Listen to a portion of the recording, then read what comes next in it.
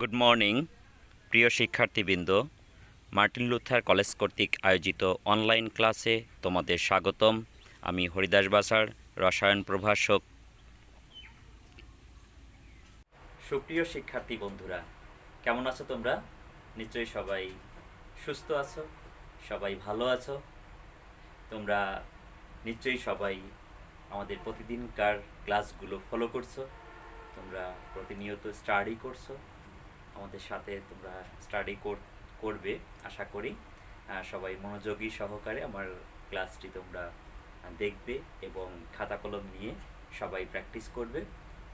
তোমাদের বই, খাতা কলম সব কিছুই তোমাদের রেডি রাখতে হবে। তোমরা যদি কেউ এখনও বই না কিনে থাকো, আমাদের বুক লিস্ট দেওয়া আছে। তোমরা সেই বুক লিস্ট অনুসারে দ্রুতই তোমরা বই সংগ্রহ করবে, কারণ বই ছাড়া তো আসলে পড়ালেখার কোনো তুমি কুল কিনারাই পাবে না। সুতরাং তোমাদের দ্রুতই বই সংগ্রহ করে তোমাদের স্টাডি করতে হবে, সিরিয়াসলি তোমাদের স্টাডি করে যেতে হবে। তোমাদের কলেজ খোলার সাথেই আমরা আমাদের যে প্রতিদিনকার ক্লাসগুলো নিচ্ছি, আমরা যে কাজগুলো দিচ্ছি, সেই ক্লাসগুলো থেকে আমরা পড়াগুলো ধরবো তোমাদের, এবং আমরা পরীক্ষা নিব। সে পরীক্ষাগুলোতে তোমাদের ভালো করতে হবে। তো বুঝতেই পেরেছো, তোমাদের অবশ্যই সিরিয়াস হতে হবে। তো শিক্ষার্থী বন্ধুরা, আমরা গত ক্লাসে জৈব যৌগ কি, জৈব যৌগের উৎস, শ্রেণীবিভাগ নিয়ে আলোচনা করেছিলাম। আজকে আমরা জানব জৈব যৌগের বন্ধন প্রকৃতি সম্পর্কে। তো শিক্ষার্থী বন্ধুরা, জৈব যৌগ আমরা জানি যে অধাতব কার্বন পরমাণুর সাথে অন্য আরও কিছু অধাতব পরমাণুগুলো পরস্পর ইলেকট্রন শেয়ারের মাধ্যমে হচ্ছে জৈব যৌগ গঠিত হয়। তো এই ইলেকট্রন শেয়ার অর্থাৎ হচ্ছে এটা সমযোজী বন্ধনের মাধ্যমেই হচ্ছে জৈব যৌগগুলো গঠিত। তো এই সমযোজী বন্ধন প্রকৃতির অনুসারে জৈব যৌগের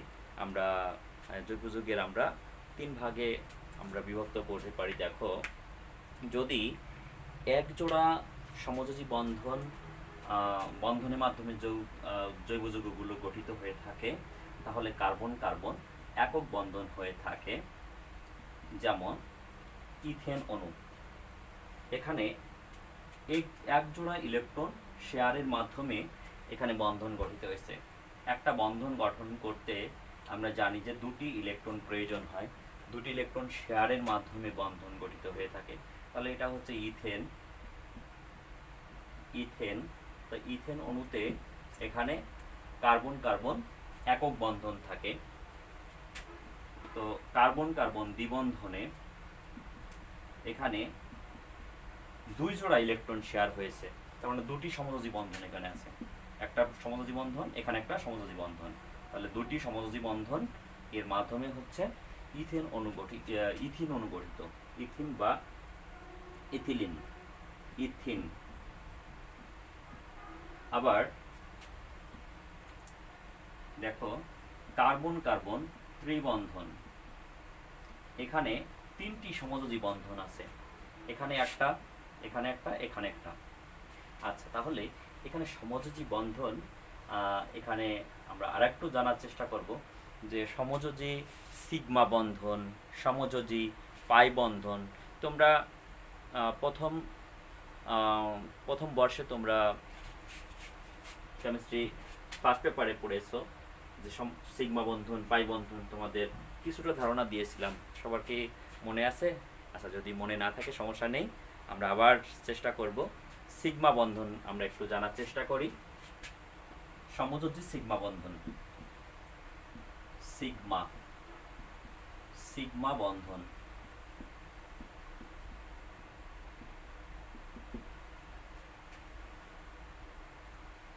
দুটি পরমাণুর 2টি ইলেকট্রন অরবিটালের মুখোমুখি বা সামনাসামনি অধিক্রমণের মাধ্যমে যে বন্ধন গঠিত হয় তাকে সিগমা বন্ধন বলা হয়ে থাকে।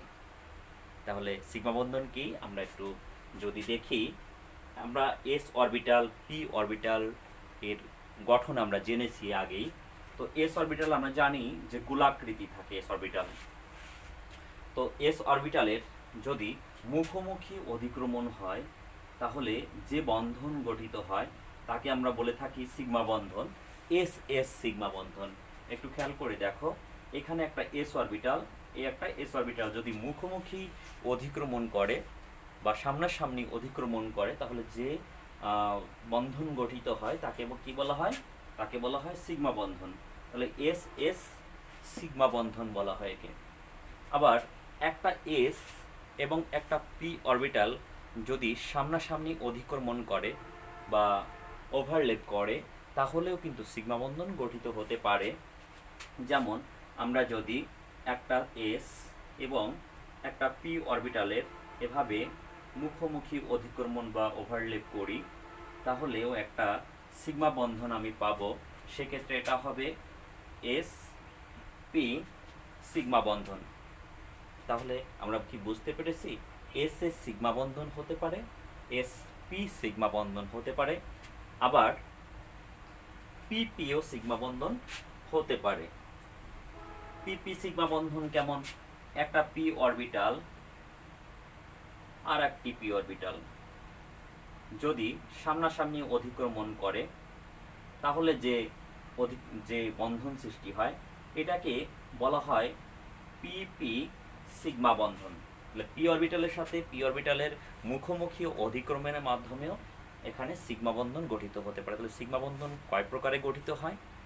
হ্যাঁ, সিগমা বন্ধন 3 প্রকারে গঠিত হতে পারে।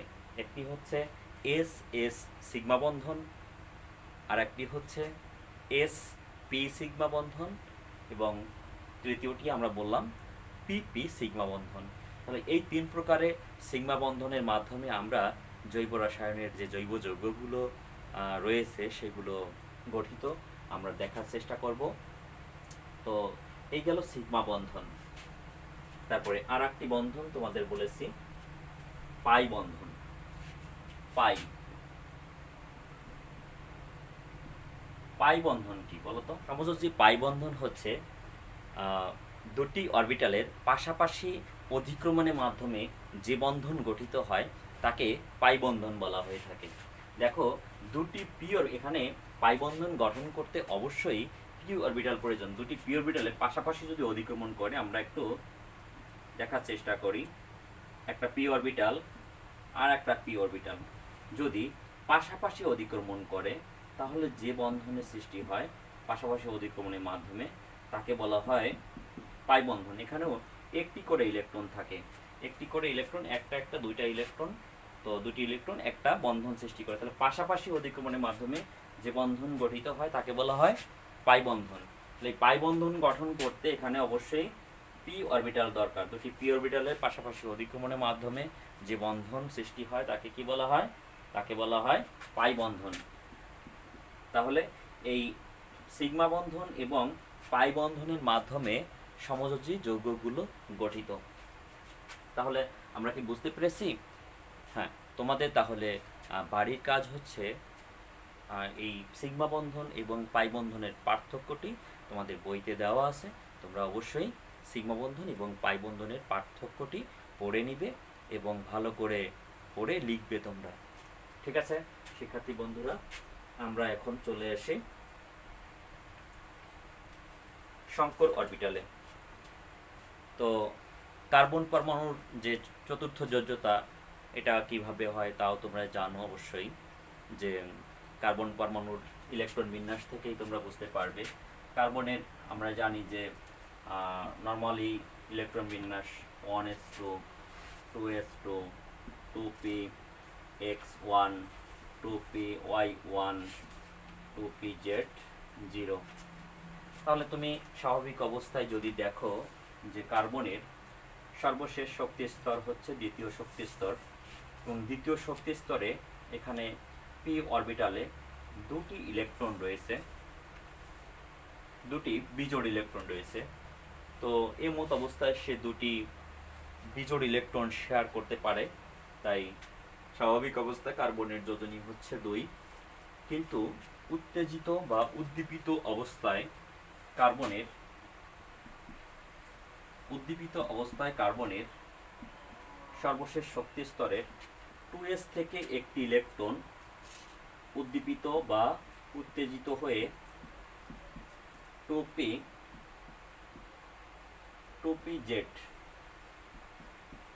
জেড অরবিটালে উন্নীত হতে পারে। তো সেই অবস্থায় এখানে সর্বশেষ শক্তি স্তরে বিজোড় ইলেকট্রন সংখ্যা দাঁড়ায় 4টিতে। তাহলে এমত অবস্থায় একটি কার্বন পরমাণু 4টি বিজোড় ইলেকট্রন শেয়ারের মাধ্যমে 4টি বন্ধন গঠন করতে পারে। তো এই অবস্থায় কার্বনের যোজনী হচ্ছে 4। কার্বন এর সংকর অরবিটালগুলো আমরা জানার চেষ্টা করব। জৈব যৌগের যে অ্যালকাইন এর যে সংকর অরবিটাল বা সংকরণটা আমরা একটু জানার চেষ্টা করব।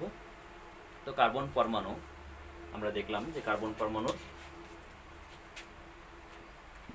ইলেকট্রন বিন্যাস থেকে যে 1s2 2s আমরা উত্তেজিত অবস্থায় লিখি 1 2px1 2py1 2pz1।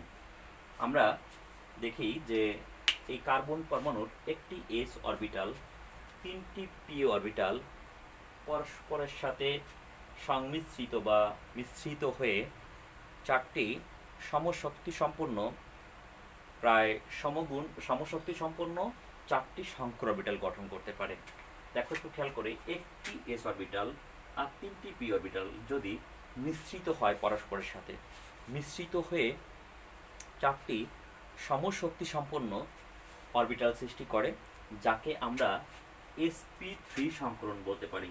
sp3 দেখো একটু খেয়াল করে, একটি s এবং 3টি p, একটা p, দুইটা p, তিনটা p। তাহলে একটি s এবং 3টি p অরবিটাল পরস্পরের সাথে মিশ্রিত হয়ে সমশক্তি সম্পন্ন 4টি sp3 সংকর অরবিটাল গঠন করে। কয়টি সংকর অরবিটাল গঠন করে দেখো? 4টি। তাহলে এখানে একটা s মিশ্রিত হয়েছিল আর 3টা p মিশ্রিত হয়েছিল। তাহলে এই 4টা মিলে সমশক্তি সম্পন্ন 4টি sp3 সংকর অরবিটাল গঠন করে। এই 4টি সংকর অরবিটাল কেন্দ্রীয় যে কার্বন পরমাণুর চারদিকে এভাবে থাকে।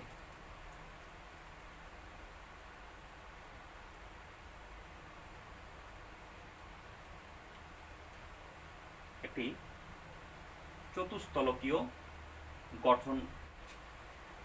এখানে এই কার্বন কেন্দ্রীয় পরমাণু এর চারদিকে, এখানে একটা sp3, এইটা একটা sp3, এখানে একটা sp3 আর এদিকে একটা sp3। তাহলে এই sp3 সংকর অরবিটাল এরকম একটা কার্বন পরমাণু চারদিকে এভাবে চতুস্তলকীয় গঠন করে। তো আমরা যদি এখানে বন্ধন যদি দিয়ে থাকি, তাহলে একটু খেয়াল করে দেখি যে এই বন্ধনগুলো যদি আমি এই কেন্দ্রে মেলানোর চেষ্টা করি, তাহলে এখানে একটা কোণ হয়, এখানে একটা বন্ধন কোণ হয়। এখানে একটা বন্ধন, এখানে একটা বন্ধন, এখানে একটা বন্ধন, সবগুলো বন্ধন কোণই এখানে সমান। তো এই বন্ধন কোণের মান হয় 109 ডিগ্রি 28 মিনিট।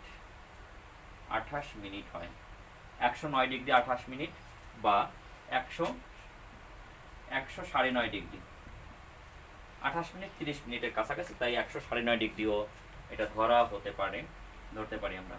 তাহলে sp3 সংকর অরবিটালের বন্ধন কোণের মান হয়ে থাকে 109.5 ডিগ্রি। তো শিক্ষার্থী বন্ধুরা, আমরা কার্বন পরমাণুতে sp3 সংকরণ দেখলাম। তাহলে এর একটি যৌগ আমরা দেখতে পারি যে sp3 সংকরণের যৌগগুলো একটু দেখার চেষ্টা করি। আমরা মিথেনের গঠনটা একটু দেখার চেষ্টা করি। মিথেন আমরা এর গাঠনিক সংকেত আকারে যদি লিখতে চাই, একটু আমাদের বুঝতে সুবিধা হবে। একটু খেয়াল করে দেখি, এখানে একক বন্ধন আছে 1 2 3 4, 4টি এখানে একক সিগমা বন্ধন রয়েছে। আমরা জানি যে সিগমা বন্ধনগুলো একক বন্ধন হিসেবে থাকে। তাহলে যেহেতু 4টি সিগমা বন্ধন এখানে রয়েছে, সুতরাং এর সংকরণ হবে sp3। একটু বোঝার চেষ্টা করো।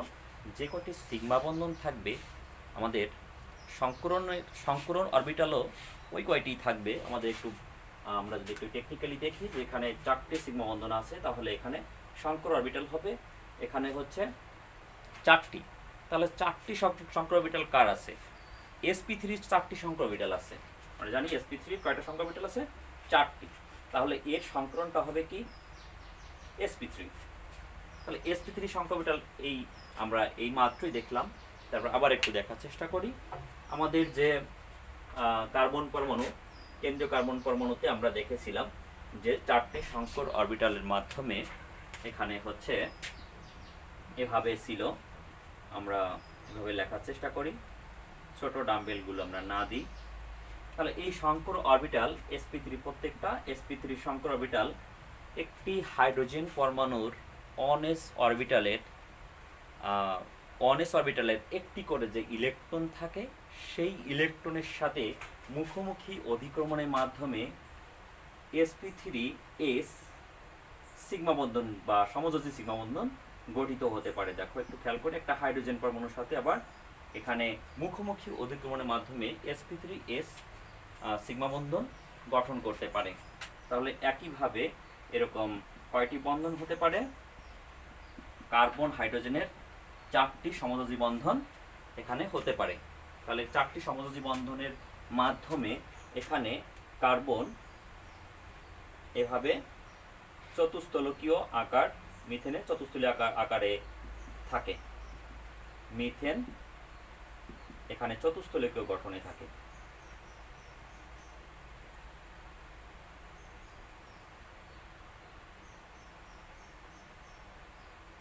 এভাবে, তাহলে এভাবে মিথেনের চতুস্তলকীয় গঠন হয়ে থাকে। তো এখানে হাইড্রোজেন কার্বন হাইড্রোজেন এই বন্ধন কোণের পরিমাণ হচ্ছে এখানে 109 ডিগ্রি 28 মিনিট, আর কার্বন হাইড্রোজেন বন্ধন দূরত্ব 0.110 ন্যানোমিটার হয়ে থাকে। তো শিক্ষার্থী বন্ধুরা, এভাবে তোমরা ইথেনের গঠনও তোমরা করতে পারবে খুব সহজেই। যে ইথেনেও একটু আমরা গঠনটা যদি দেখি, ইথেনের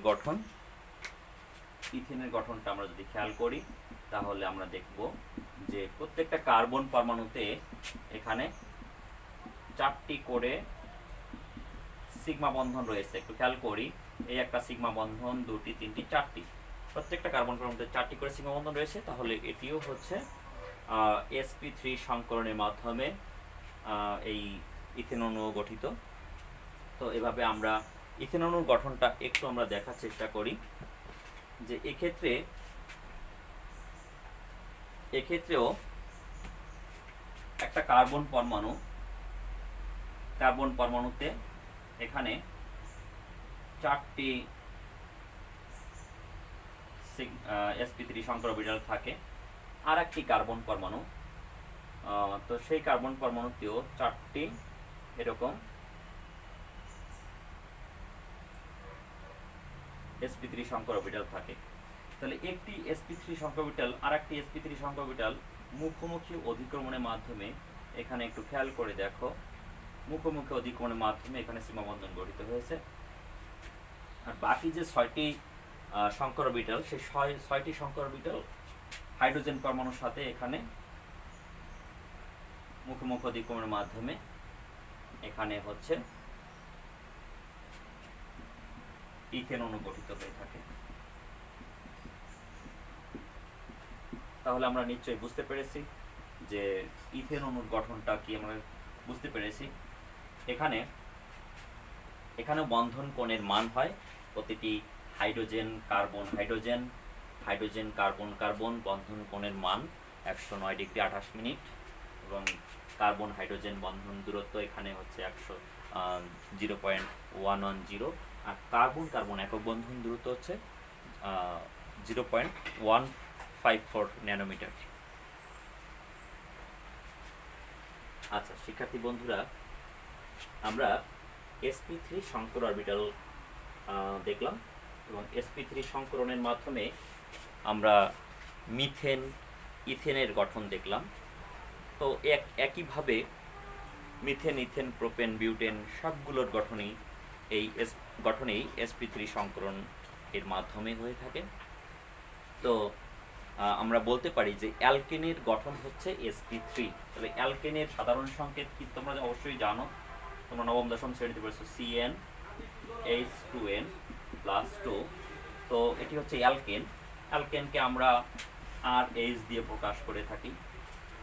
তো অ্যালকেনের সংকরণটা হচ্ছে, অ্যালকেন এর সংকরণ হচ্ছে sp3।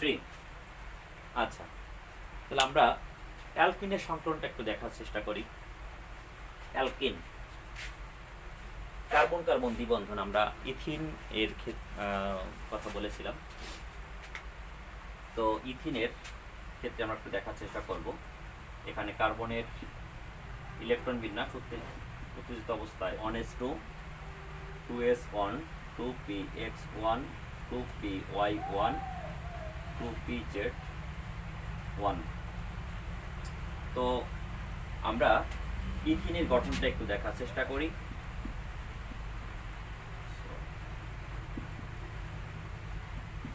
তাহলে তোমরা একটু দেখো খেয়াল করে, ইথিনের গঠনে এখানে সিগমা বন্ধন কয়টি আছে একটু দেখো। এখানে একটা সিগমা বন্ধন আছে, এখানে একটা, দুইটি, এবং এই দুটি বন্ধনের একটি সিগমা বন্ধন আর একটি আছে পাই বন্ধন। আমরা জানি সিগমা বন্ধন একটাই থাকে, একাধিক বন্ধন থাকে তাহলে সিগমা বন্ধন থাকে একটি। তাহলে এখানে সিগমা বন্ধন আমরা দেখতে পাচ্ছি 1, 2, 3টি। তাহলে 3টি সিগমা বন্ধন যদি থাকে তাহলে সেক্ষেত্রে হবে একটা s এবং দুটি p অরবিটালের সংকরণ, অর্থাৎ sp2 সংকরণ এখানে হবে। তাহলে ইথিন অণুতে sp2 সংকরণ আছে। sp2 সংকরণটা কি আমরা একটু দেখার চেষ্টা করি। কার্বন পরমাণুতে sp2 সংকরণ, একটা s অরবিটাল এবং দুটি p অরবিটাল পরস্পরের সাথে মিশ্রিত হয়ে যে সংকর অরবিটাল গঠিত হয় তাকে sp2 সংকরণ বলা হয়। এই sp2 সংকরণ তিনটি হচ্ছে সমশক্তি সম্পন্ন। তো sp2 সংকরণের এখানে আমরা sp2 সংকরণকে আমরা যদি এভাবে দেখাইতে চাই, দেখো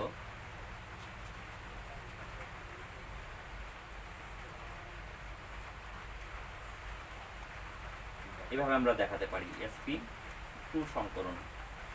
তাহলে sp2 সংকরণে এখানে দেখো যে তিনটি সংকর অরবিটাল তিন দিকে প্রসারিত। sp2, এটা একটা sp2 আর এটি একটি sp2। তাহলে তিনটি sp2 সংকর অরবিটাল তিন দিকে প্রসারিত থাকে। প্রত্যেকটি সংকর অরবিটালের এখানে দেখো দুটি সংকর অরবিটাল এখানে যে কোণ উৎপন্ন করে, এখানে যেহেতু তিন দিকে প্রসারিত সুতরাং একটা ত্রিভুজাকারে হয়ে থাকে। তো ত্রিভুজাকারে হলে এখানে বন্ধন কোণের মান হয়, আমরা জানি যে এখানে পুরো সার্কেলের সম্পূর্ণ সার্কেলটা যদি 360 ডিগ্রি হয়ে থাকে তাহলে এখানে যদি 3 ভাগের 1 ভাগ, সুতরাং হচ্ছে এখানে 120 ডিগ্রি হয়ে থাকে। তাহলে এখানে বন্ধন কোণের মান হয় 120 ডিগ্রি। তাহলে এই ইথিন অণু কার্বন কার্বন দ্বিবন্ধনের মাধ্যমে যে অণুটা গঠিত হয় সেই অণুর আমরা গঠনটা দেখার চেষ্টা করব। এখানে আমরা ইথিন অণুর যদি আমরা দেখি, ইথিন অণু গঠনে প্রথমে একটি সংকর অরবিটাল sp2 আর একটি sp2 সংকর অরবিটাল মুখোমুখি অতিক্রমণের মাধ্যমে এখানে হচ্ছে ওভারল্যাপ করে, আর বাকি যে দুটি সংকর অরবিটাল থাকে সেই দুটি সংকর অরবিটাল এখানে হচ্ছে হাইড্রোজেন পরমাণুর সাথে হচ্ছে বন্ধন গঠনের মাধ্যমে, সমযোজী বন্ধন গঠনের মাধ্যমে যুক্ত হয়। তাহলে এসব সমযোজী বন্ধন গঠনের পরে, সিগমা সমযোজী বন্ধন গঠনের পরেও দেখা যাচ্ছে যে প্রত্যেকটা কার্বন পরমাণুতে এক্ষেত্রে 2pz অরবিটাল অবশিষ্ট রয়েছে। সেই 2pz অরবিটাল প্রত্যেকটি কার্বন পরমাণুর সাথে এখানে লম্বভাবে অবস্থান করে, আর এই লম্বভাবে যে অবস্থান করে 2pz অরবিটাল যেটি অসংকরিত 2pz অরবিটাল, সেই 2p z অরবিটালের প্রত্যেকটিতেই আমরা দেখতে পাচ্ছি যে একটি করে ইলেকট্রন অবস্থান করে। সেই ইলেকট্রন দুটি পরস্পর পাশাপাশি আবার অধিক্রমণ করতে পারে, এভাবে পাশাপাশি অধিক্রমণ করতে পারে। যেহেতু এই অরবিটালগুলো আমরা জানি নিজ নিজ অক্ষে এটা ঘুরতে পারে, সুতরাং এটি এভাবে যখন ঘোরে তো এই ইলেকট্রন এখানে এবং এখানে দুই জায়গায় থাকতে পারে, তাই এদিকে ওভারল্যাপ দেখানো হয়ে থাকে। তো এভাবে এই পাশাপাশি অধিক্রমণের মাধ্যমে পাই বন্ধন গঠন করে থাকে। তাহলে একটি ইথিন অণুতে প্রথমে কার্বন কার্বন একক বন্ধন গঠিত হয় সিগমা বন্ধনের মাধ্যমে। পরবর্তীতে যে অসংকরিত 2p z অরবিটাল থাকে, সেই 2p z অরবিটালে একটি করে ইলেকট্রন থাকে। সেই ইলেকট্রনগুলো আবার পাশাপাশি পরস্পর ওভারল্যাপের মাধ্যমে এখানে পাই বন্ধন গঠিত হয়। তাহলে এভাবেই ইথিন অণুতে দ্বিবন্ধন হয়ে থাকে। তাহলে দেখো প্রথমে হয়েছে কার্বন কার্বন, প্রথমে কি হয়েছে দেখো, কার্বন কার্বন প্রথমে একক বন্ধন হয়েছে। কার্বন কার্বন ফার্স্ট কি হয়েছে, ফার্স্টে আমরা দেখেছি যে কার্বন কার্বন এখানে এভাবে প্রথমে গঠিত হয়েছিল। পরে যে এখানে অসংকরিত 2p z অরবিটাল থাকে, তারা আবার পরস্পর অধিক্রমণের মাধ্যমে এখানে দ্বিবন্ধন হয়েছে। তো এভাবেই ইথিন অণু গঠিত হয়ে থাকে। এক্ষেত্রে হচ্ছে বন্ধন কোণের মান আমরা বলেছি আগেই যে 120 ডিগ্রি হয়ে থাকে বন্ধন কোণের মান। আর এখানে দ্বিবন্ধন দৈর্ঘ্য এখানে হ্রাস পেয়ে দ্বিবন্ধন দৈর্ঘ্য হয় 0.134 ন্যানোমিটার। আর এখানে কার্বন হাইড্রোজেনের একক বন্ধন তো সে আগেরই 0.11 ন্যানোমিটার হয়ে থাকে। আচ্ছা, তো শিক্ষার্থী বন্ধুরা তোমরা নিশ্চয়ই ইথিন অর্থাৎ অ্যালকেন এবং অ্যালকিনের বন্ধন সংকরণ তোমরা দেখেছো, বন্ধন গঠন বা সংকরণের প্রকৃতি তোমরা দেখেছো এবং আশা করি প্র্যাকটিস করলে তোমরা পারবে। তাহলে অ্যালকিনের গঠন আমরা এখানে ইথিন দিয়েছি, তাহলে ইথিনের মতন করে প্রোপিন বিউটিন একই রকমভাবেই এখানে সংকরণ, যেখানে দ্বিবন্ধন থাকবে সেখানে সংকরণটা সেম সিস্টেমে হবে। তোমরা অবশ্যই প্র্যাকটিস করলে বুঝতে পারবে। তো একইভাবে শিক্ষার্থী বন্ধুরা তোমরা অ্যালকাইন অর্থাৎ ইথাইনের সংকরণও তোমরা অবশ্যই বের করতে পারবে। একটু চেষ্টা করি আমরা নাকি, একটু দেখি। এখানে আমরা লিখলাম ইথাইন বা অ্যাসিটিলিন। তোমরা এর আগের যে দুইটি যৌগ আমি দেখিয়েছি সেই দুইটি যৌগের মাধ্যমে তোমরা একটু বলার চেষ্টা করো তো এখানে সিগমা বন্ধন কয়টি আছে প্রত্যেকটা কার্বনে, একটু দেখার চেষ্টা করো। সিগমা বন্ধন একটাই থাকবে যতগুলো বন্ধনই থাক। তাহলে এখানে বন্ধন আছে একটা, দুইটা, তিনটা। সিগমা বন্ধন কয়টি এখানে? হ্যাঁ, সিগমা বন্ধন এখানে একটি। এই বন্ধনটি আমি মাঝের বন্ধনটিকে আমি ধরলাম সিগমা বন্ধন। তাহলে এখানে একটি সিগমা বন্ধন আর এখানে একটি সিগমা বন্ধন। তাহলে সিগমা বন্ধন কয়টি হলো প্রত্যেকটা কার্বনে? দুটি করে সিগমা বন্ধন আছে। এখানে দুটি সিগমা বন্ধন। আমি এই পাশের কার্বন যদি কাউন্ট করি তাহলে এদিকেও দুটি সিগমা বন্ধন রয়েছে। তাহলে যেহেতু এখানে সিগমা বন্ধন দুটি, তাহলে আমরা উত্তেজিত অবস্থায় কার্বনের ইলেকট্রন বিন্যাসটা আবার খেয়াল করি। 2px1 2py1 2pz1। তাহলে এখানে দেখো একটা s আর একটা p পরস্পরের সাথে মিশ্রিত হয়ে এখানে s এবং p যেহেতু, তাহলে sp সিগমা বন্ধন সংকর অরবিটাল গঠন করবে কয়টি? দুটি। sp সংকর অরবিটাল কয়টি গঠন করবে? দুটি। যেহেতু এখানে সিগমা বন্ধন কয়টি? দুটি। যেহেতু সিগমা বন্ধন সংখ্যা হচ্ছে সংকর অরবিটালের সংখ্যা, সুতরাং এখানে s আর p এই দুইটা মিলে দুটি সিগমা বন্ধন সংকর অরবিটাল গঠন করবে। তো দুটি সংকর অরবিটাল গঠন করবে। তাহলে দেখি আমরা এখানে একটা কার্বন পরমাণু, এখানে হচ্ছে সংকর অরবিটাল, এখানে একটা আর একটি কার্বন পরমাণু আমরা এখানে দেখাচ্ছি। এখানে একটা সংকর অরবিটাল, এখানে একটা সংকর অরবিটাল। তাহলে এরা প্রথমে সামনাসামনি অধিক্রমণের মাধ্যমে সিগমা বন্ধন গঠিত হবে। আর এখানে যে সংকর অরবিটাল ছিল এটি হাইড্রোজেন পরমাণুর সাথে সামনাসামনি অধিক্রমণের মাধ্যমে এখানে কার্বন হাইড্রোজেন সিগমা বন্ধন গঠন করবে। তাহলে এই সিগমা বন্ধন গঠিত হওয়ার পরে একটু আমরা যদি দেখি, প্রত্যেকটা কার্বন পরমাণুতে এখানে সংকর অরবিটালের পরে কয়টি অসংকরিত অরবিটাল আছে? দুটি করে অসংকরিত অরবিটাল রয়েছে। তাহলে অসংকরিত অরবিটালগুলো কি করবে? অসংকরিত অরবিটালগুলো কার্বন পরমাণুতে যেভাবে থাকার কথা ঠিক সেভাবেই থাকবে নাকি? হ্যাঁ, এখানে একটা আর এই দিকে একটা আমরা যদি দিই, তাহলে এখানেও সেম ভাবে এখানে একটা আর এই দিকে যদি একটা দিই আমরা, তাহলে এখানে দেখো এটা 2p জেড দিলাম আমি, এটা 2p জেড, এটা 2py, এটাও 2py। তাহলে এই যে যে অসংকরিত অরবিটাল প্রত্যেকটাতে একটি করে কি আছে? ইলেকট্রন আছে অবশ্যই। এই ইলেকট্রনগুলো পাশাপাশি অধিক্রমণের মাধ্যমে এখানে একটা পাই বন্ধন গঠন করবে। এটা আবার এই নিচেও করতে পারে, ইলেকট্রন একই, তো এটা যখন ঘোরে তখন উপর নিচে, অর্থাৎ হচ্ছে এটা জাস্ট একটা বেলুন আকার হতে পারে। তোমরা বেলুন বা পাইপ বুঝতে পেরেছো, পাইপের মতন করে এটা ঘুরতে পারে, হ্যাঁ, অরবিটালটা। তো এখানে যে 2py আছে, সেই 2py-তেও যে ইলেকট্রন আছে তারা ওইভাবে অধিক্রমণের মাধ্যমে এভাবে আমরা এখানে একটু দেখানোর চেষ্টা করি, যদি একটু একটার উপর চলে গেছে তো ক্লিয়ার দেওয়ার চেষ্টা করতে হবে। তো এখানে এটাও পাশাপাশি অধিক্রমণের মাধ্যমে এখানেও পাই বন্ধন গঠিত হতে পারে। তাহলে এখানে পাই বন্ধন কয়টি গঠিত হচ্ছে দেখো একটু খেয়াল করে।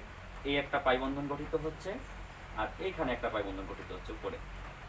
তাহলে এখানে পাই বন্ধন গঠিত হচ্ছে দুটি, তাহলে একটি সিগমা এবং দুটি হচ্ছে পাই বন্ধন। তাহলে টোটাল বন্ধন কয়টি?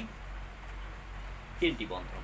তাহলে এভাবে ইথাইন অণু গঠিত হতে পারে, 3টি বন্ধন গঠিত হতে পারে ইথাইন অণুতে, 3টি বন্ধন। তো ইথাইন হচ্ছে প্রথমেই হচ্ছে কার্বন কার্বন একক বন্ধন হয়েছে সিগমা বন্ধনের মাধ্যমে, তার পরবর্তীতে একটি পাই বন্ধন হয়েছে আর একটি পাই বন্ধন হয়েছে। তাহলে এভাবে কার্বন কার্বন ত্রিবন্ধন এখানে sp সংকরণের মাধ্যমে হয়েছে। তাহলে এটাতে রয়েছে sp সংকরণ। তাহলে শিক্ষার্থী বন্ধুরা, আমরা নিশ্চয়ই বুঝতে পেরেছি যে কার্বনের সংকরণ, হাইড্রোকার্বনের যে সংকরণগুলো, আমরা অ্যালকেনের সংকরণে দেখেছি sp3 সংকরণ, অ্যালকিনে দেখতে পেয়েছি কার্বন কার্বন দ্বিবন্ধনের মাধ্যমে যে যৌগগুলো আছে সেগুলোতে sp2 সংকরণ, এবং কার্বন কার্বন ত্রিবন্ধনের মাধ্যমে যে যৌগগুলো রয়েছে সেগুলোতে আমরা sp সংকরণ কিভাবে হয় আমি খুব সংক্ষেপে আমি বলার চেষ্টা করেছি। তোমরা সবাই এবার প্র্যাকটিস করো ভালো করে, বইয়ে বারবার প্র্যাকটিস করতে থাকো। যদি তোমাদের কোনো ধরনের কোনো সমস্যা থাকে তোমরা অবশ্যই কমেন্ট বক্সে তোমরা জানাবে যে আমরা এই টপিকসগুলো বুঝতে পারিনি স্যার, আবার আলোচনা করেন। আমি অবশ্যই তোমাদেরকে আবার আলোচনা করব, আবার আমি বোঝাতে চেষ্টা করব। ভালো থেকো তোমরা, সুস্থ থেকো, সবাই যার যার ঈশ্বরের কাছে বা আল্লাহর কাছে প্রার্থনা করো আমরা যেন এই সিচুয়েশান, এই যে কোভিড-19 পরিস্থিতির এটি আমরা যেন দ্রুতই অতিক্রম করে আমরা সবাই যার যার ক্লাসরুমে আমরা আবার আসতে পারি। তোমরা সবাই উপরওয়ালার কাছেই প্রার্থনা করো। ধন্যবাদ সবাইকে, ভালো থেকো।